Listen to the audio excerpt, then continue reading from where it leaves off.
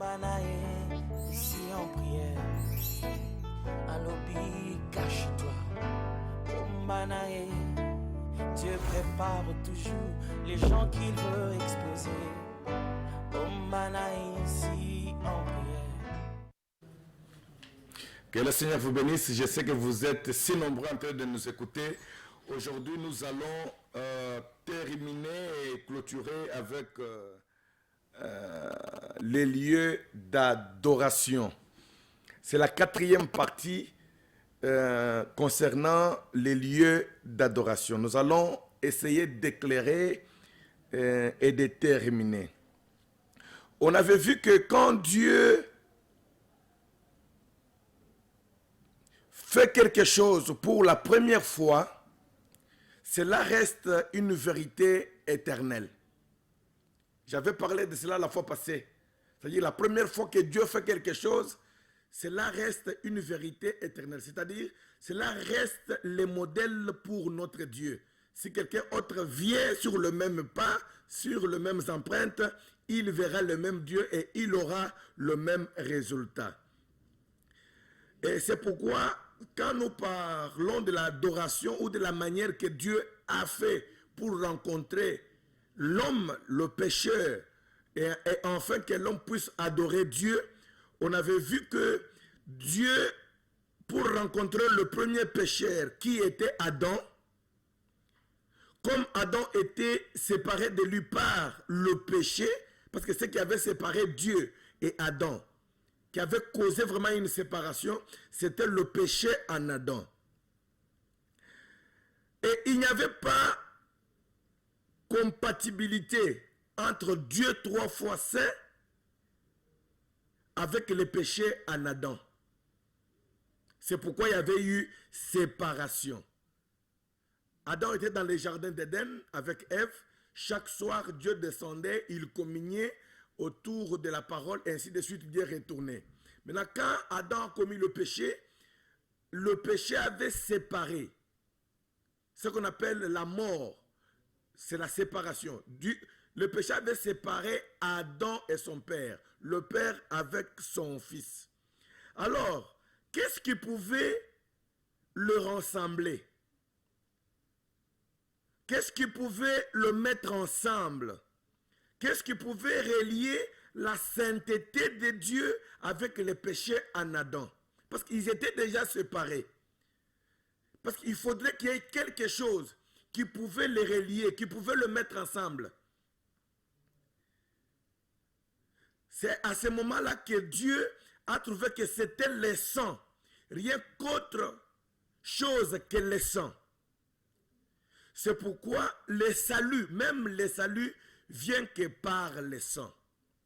L'unique chose que Dieu avait jugé bon, qui pouvait les relier, le mettre ensemble avec son fils, je m'excuse, qui s'était séparé de lui par son péché, c'était uniquement le sang. Et c'est le seul moyen, le sang. Le sang est le seul moyen que Dieu a choisi pour sauver l'homme. Je parle aux chrétiens, je dis aujourd'hui, je vais éclairer et je vais terminer, bon, pas terminer, mais clôturer avec les lieux d'adoration parce qu'il faut entamer autre chose. Les lieux d'adoration. Maintenant, écoutez, nous sommes dans Hébreux chapitre 9, verset 22. Nous sommes dans le Nouveau Testament, dans le livre de Paul aux Hébreux, chapitre 9, verset 22. La Bible dit ceci. Je lis au nom du Seigneur Jésus-Christ. Et presque tout, d'après la loi, est purifié avec du sang. Et sans effusion de sang, il n'y a pas de pardon. C'est-à-dire, le sang, c'est le seul moyen que Dieu avait choisi et a choisi jusqu'à aujourd'hui pour sauver l'homme.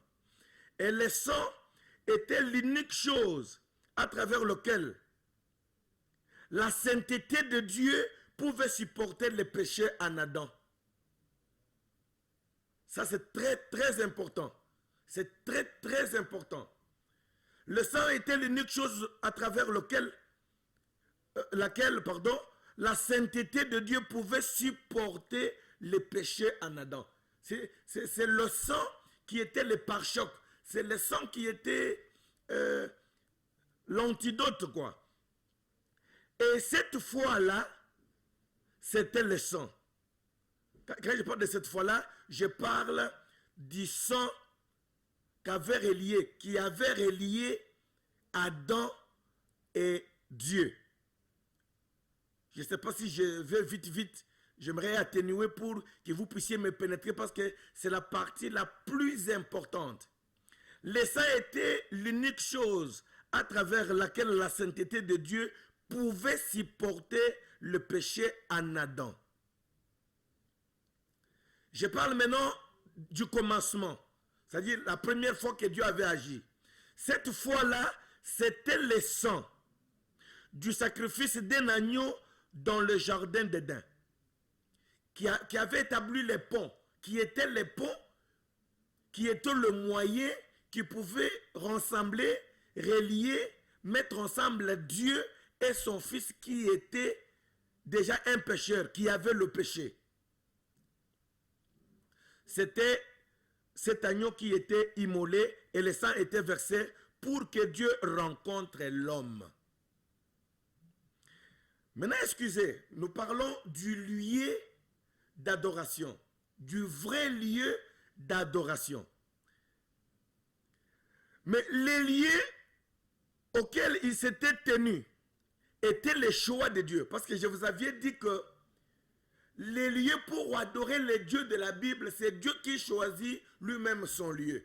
Ce n'est pas un apôtre, ce n'est pas pape, ce n'est pas un pasteur, un bishop, comme les gens le font aujourd'hui. Ils se tapent la poitrine d'accéder, d'entrer, de faire même des choses qui sont interdites, qui ne sont pas à leur niveau. Je vous donne la précision. Pour adorer les dieux de la Bible, il faut aller au lieu que lui-même a choisi.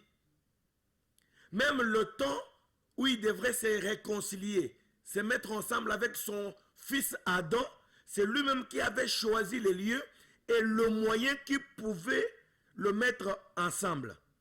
Mais une chose en est que le premier lieu sur lequel Dieu avait immolé cet agneau de sacrifice, il n'y avait pas mis son nom. C'est ça le problème. Dieu n'avait pas mis son nom sur ces lieux-là. Mais c'était les lieux que Dieu avait choisis. Et maintenant, selon Deutéronome chapitre 16,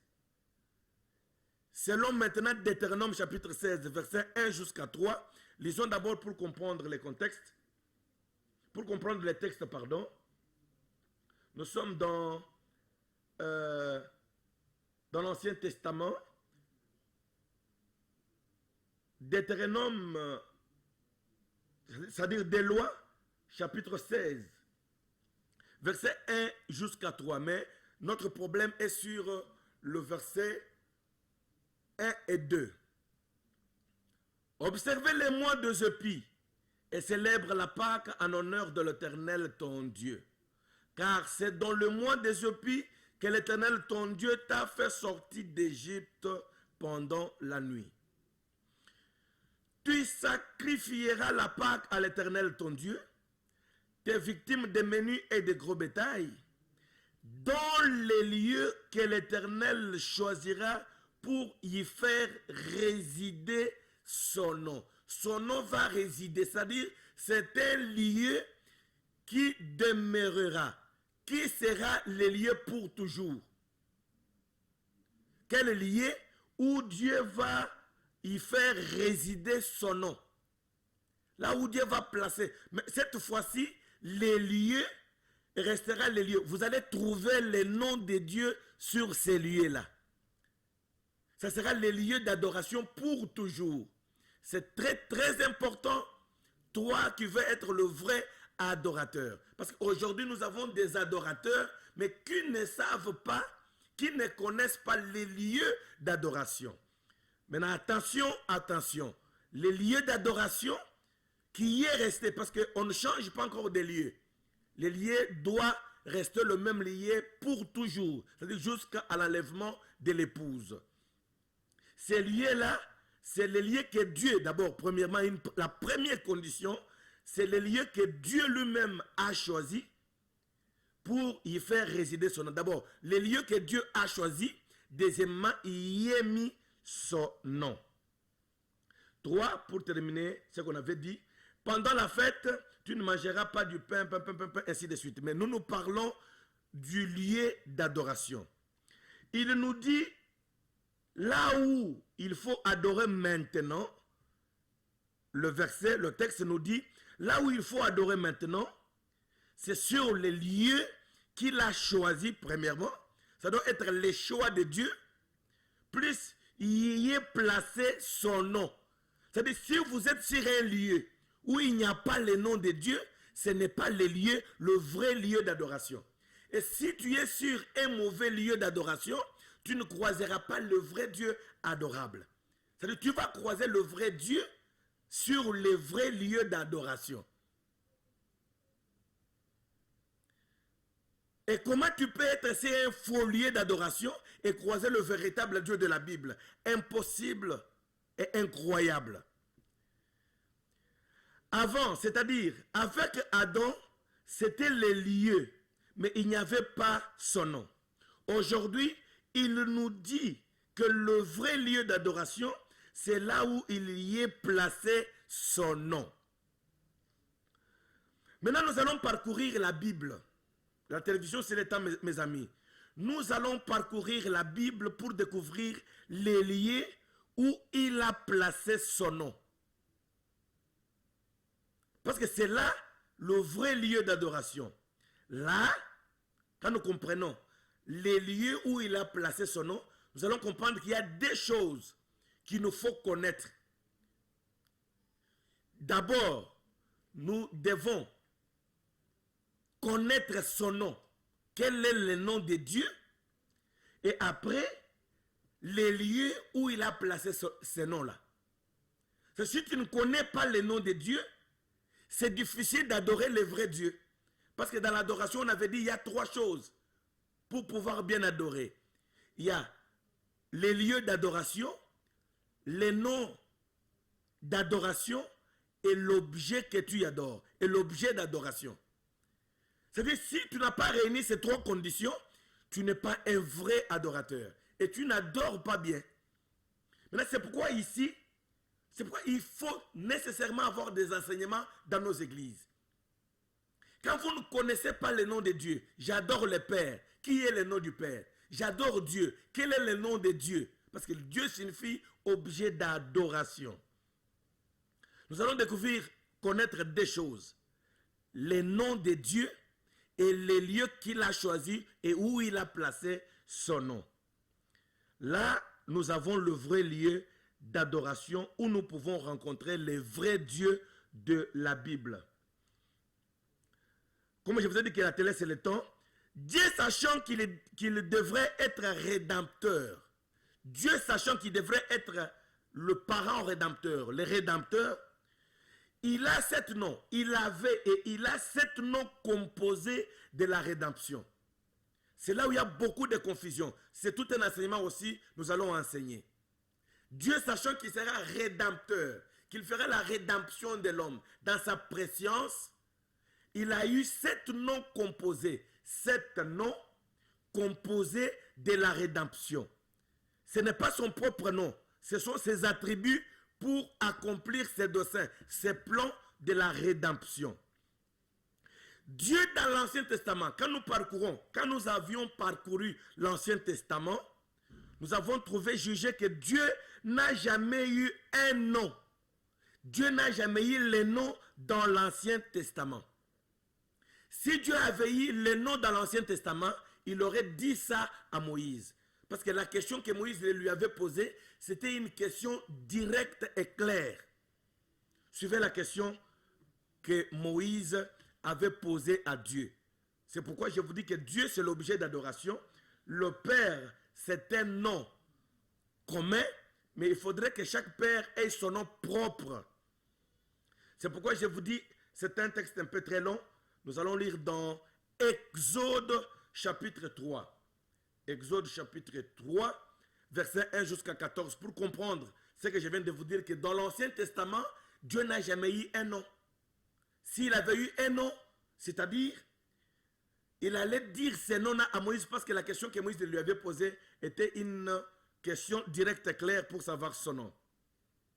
Moïse faisait paître les troupeaux de Jéthro, son beau-père, sacrificateur des mendiants, et il mena les troupeaux derrière le désert et vint à la montagne de Dieu à Horeb.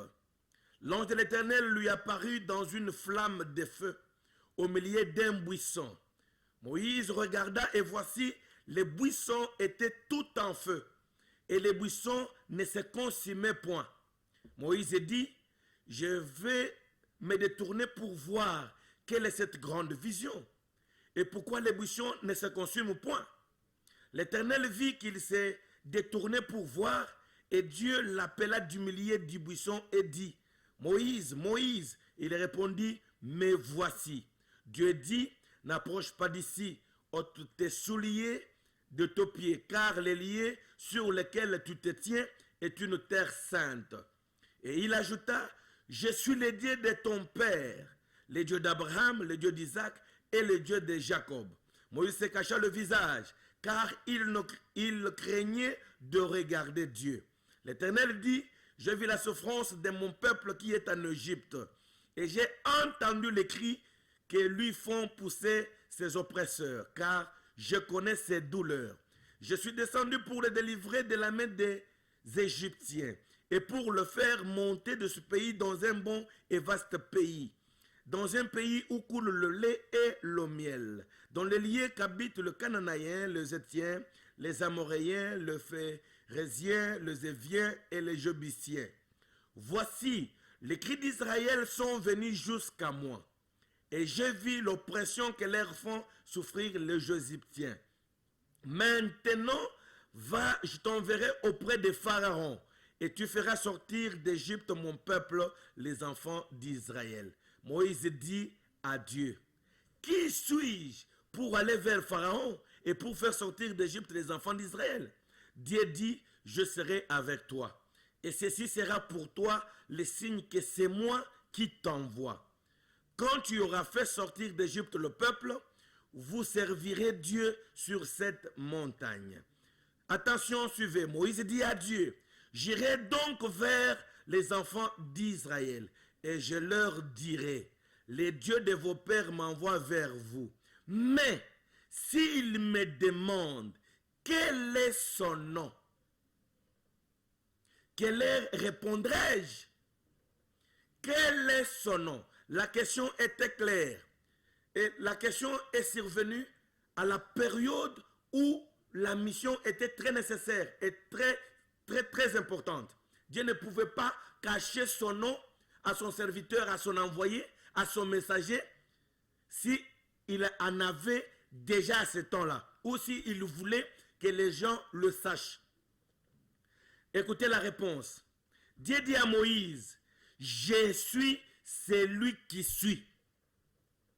Voilà le nom, ou voilà l'appellation que Dieu a donnée à Moïse pour qu'il aille dire aux enfants d'Israël si ils pouvaient demander à Moïse le nom de Dieu qu'il lui avait envoyé.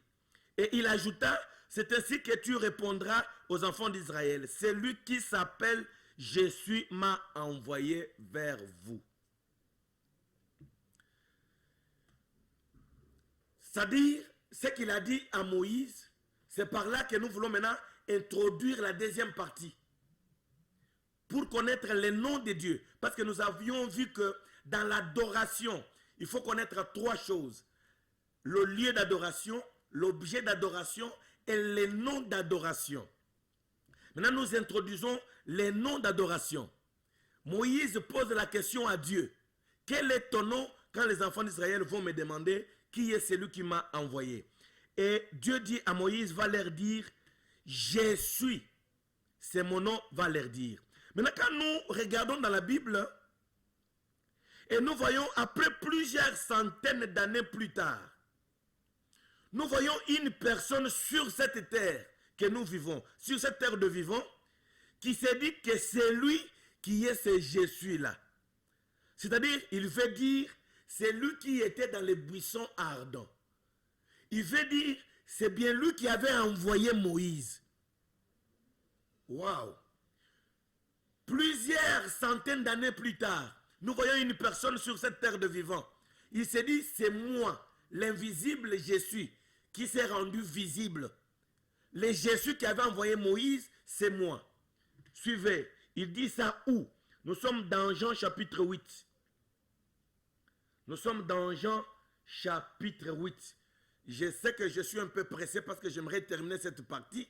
Je sais que cette prédication va encore passer sur ma chaîne YouTube Jean Kaba TV. Cliquez là, vous allez suivre attentivement et à répétition. Nous sommes dans Jean chapitre 8, verset 56 jusqu'à 58. Nous sommes dans le Nouveau Testament.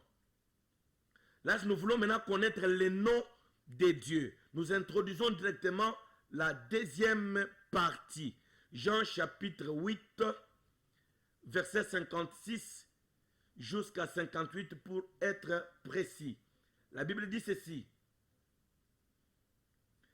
Nous nous enseignons avec les Écritures, pas avec nos pensées, même pas avec nos idées. Abraham, votre père, a tressailli. Ça, c'est Dieu qui parle aux pharisiens. Et je m'excuse. Là, c'est Jésus qui parle aux pharisiens. Il leur dit, Abraham, votre père, a tressailli de joie de ce qu'il verrait mon jour. Il l'a vu et il s'est réjoui. Les Juifs lui dirent, tu n'as pas encore 50 ans. Ils ont calculé l'âge, le temps qu'Abraham est mort. Combien de centaines d'années sont passées, coulées. Un jeune garçon de 30 ans, il dit que Abraham, quand il a vu mon jour, écoutez, les Juifs lui dirent, tu n'as pas encore 50 ans et tu as vu Abraham. Jésus leur dit, en vérité, je vous le dis, avant qu'Abraham fût, je suis. Avant qu'Abraham fût, je suis. Or, dans les buissons ardents, Moïse a demandé son nom. Que j'aille dire qui m'a envoyé. Il a dit à Moïse, va leur dire, je suis, m'a envoyé. Avec précision, Exode chapitre 3, versets 13 et 14. Le même Jésus qui était invisible dans les buissons ou sous forme du feu est devenu un homme sur la terre. C'est pourquoi il dit encore, lui-même je suis là. C'est-à-dire la personne, les Jésus personnifiés, les Jésus rendus, c'est-à-dire les Jésus humanisés, rendus hommes. Il dit encore que je n'ai pas un nom. C'est-à-dire, quand il s'est fait chair, écoutez ce qu'il dit. Il dit, je n'ai pas un nom, mais je suis venu au nom de mon Père. C'est-à-dire, je porte le nom de mon Père. Parce que nous sommes dans la course. Nous sommes en train de feuilleter, de parcourir les Écritures pour connaître le nom de Dieu. Parce que l'adoration nous exige trois choses. Nous exige les lieux d'adoration et les noms d'adoration. Maintenant, on a relié les deux. Là où il y a les lieux, c'est là où se trouvent les noms. Attention, attention. Tu ne peux pas trouver les lieux et manquer les noms. Tu ne peux pas trouver les noms et manquer les lieux. C'est pourquoi il faut associer au lieu de dissocier. Maintenant, nous avons trouvé que le Jésus qui était dans les buissons a été humanisé, a été personnifié. Il était devenu un homme. Il s'est dit, c'est moi qui étais, c'est Jésus. Et lui-même dit, quand je suis venu, je ne suis pas venu avec mon nom.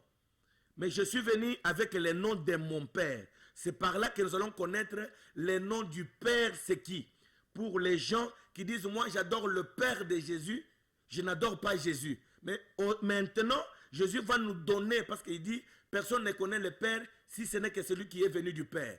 C'est lui qui connaît son Père et le nom de son Père. Croyons en Jésus au lieu de croire aux pensées des gens. Parce qu'il a dit à la femme samaritaine, crois-moi femme. C'est-à-dire, elle voulait dire à la femme, quitte et cesse de croire tes rabbins. Tu vas mourir. Crois-moi, je suis le chemin, la vie et la vérité. Jean chapitre 5. L'évangile de Jean chapitre 5, versets 42 et 43. Jésus dit que je n'ai pas un nom, je suis venu portant le nom de mon Père. 42-43. Écoutez ce que la Bible dit. Mais je sais que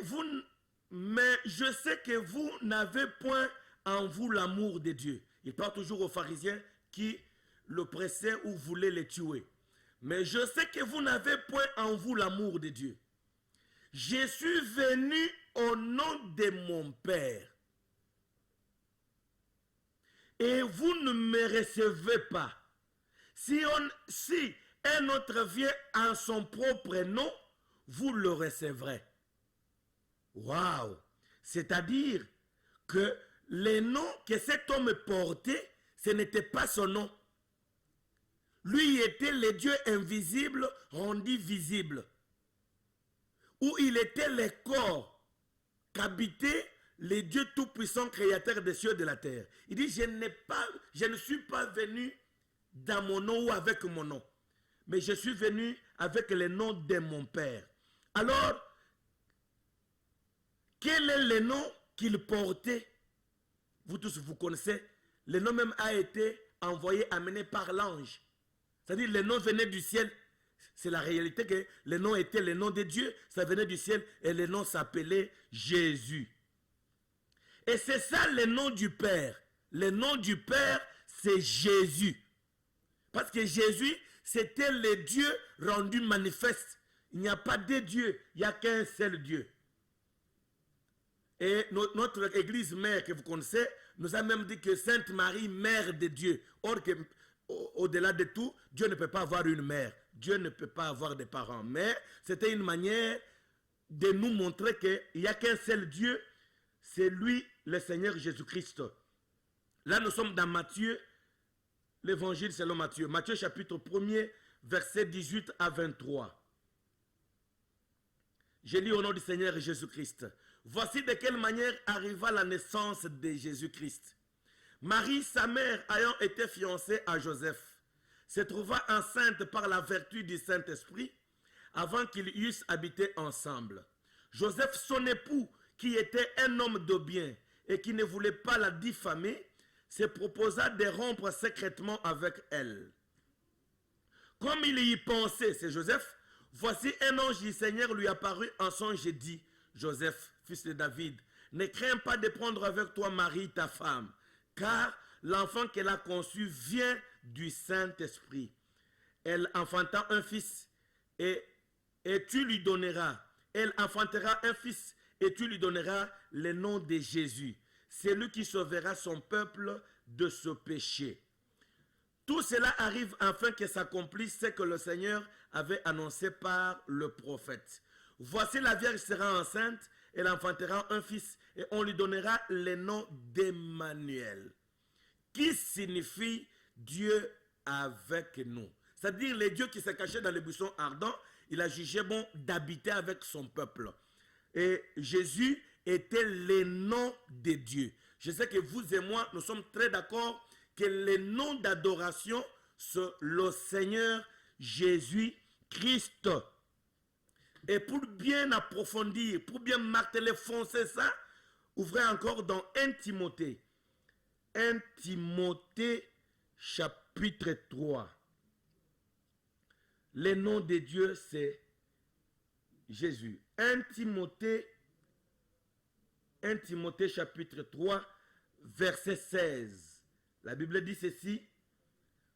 Et sans contredit, le mystère de la piété est grand. C'est lui qui a été manifesté en chair, justifié par l'Esprit, vu des anges, prêché aux gentils, cru dans le monde, élevé dans la gloire. C'était Dieu qui s'est fait chair pour accomplir tout ce que 1 Timothée 3,16 vient de dire. Colossiens, ça c'est pour marteler, foncer. Colossiens chapitre 1er verset 15. Colossiens chapitre 1er verset 15. La Bible dit ceci. Jésus qui est apparu, qui s'est dit je suis Dieu au milieu de mon peuple. Qui est-il? Verset 15, il est l'image du Dieu invisible. C'est-à-dire, c'est lui que Moïse avait vu, s'est rendu visible. Il est l'image visible, le premier-né de toute la création. L'image du Dieu invisible. Je commence à chuter pour vous dire ceci. Le nom a été placé dans un lieu. Les noms là, nous avons découvert avec vous que le nom de Dieu c'est Jésus-Christ. Maintenant, ce nom-là a été placé dans un lieu. Et ce lieu-là, c'était un homme. Parce que vous voyez, tu as dit, tu n'as voulu ni sacrifice, mais tu m'as formé une chair qui était le temple. Dieu a placé ces noms. Les noms de Dieu a eu un lieu. Le lieu qu'on a placé le nom, c'était un homme. Dieu a choisi de mettre son nom en Jésus-Christ. Alors nous voyons alors qu'il devient le lieu d'adoration de Dieu. Là où on adore.